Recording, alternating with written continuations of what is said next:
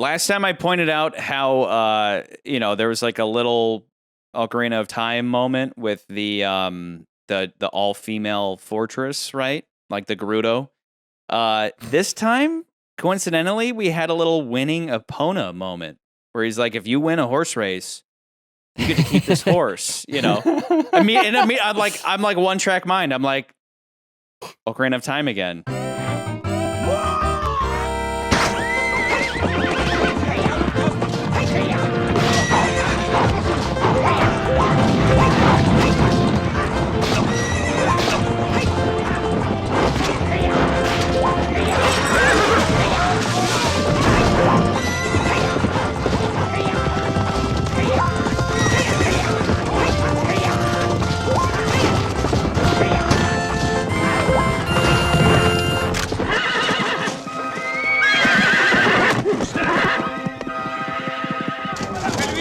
Again, it's mixing things up, right? Like, let's have a chase scene, but let's have it steeplechase. Let's kind of shift it up. And he tries to kill Bond by having the horse throw him. He puts all these obstacles in front of Bond, including hitting the little like button on his cane to make the horse throw him. But, it's like Bond's too much of a badass. Before, I'd always say keeping Bond alive, but where it's naturally evolved to is that it's not about keeping Bond alive. It's about naturally plugging Bond's survival into the plot in a believable way, rather than just having hire 50 million different assassins to try to kill Bond over and over and over again and fail all of them.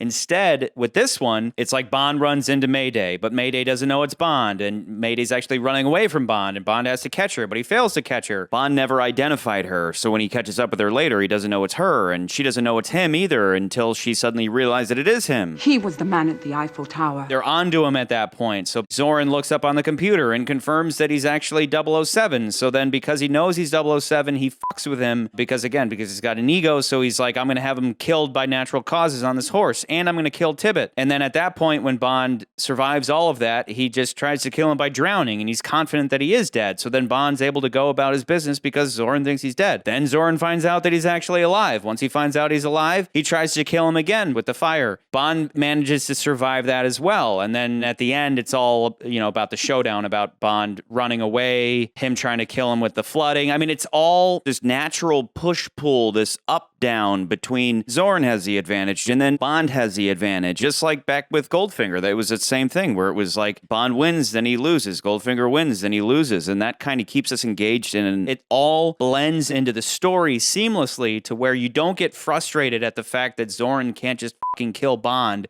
and he's also not just sending a bunch of assassins.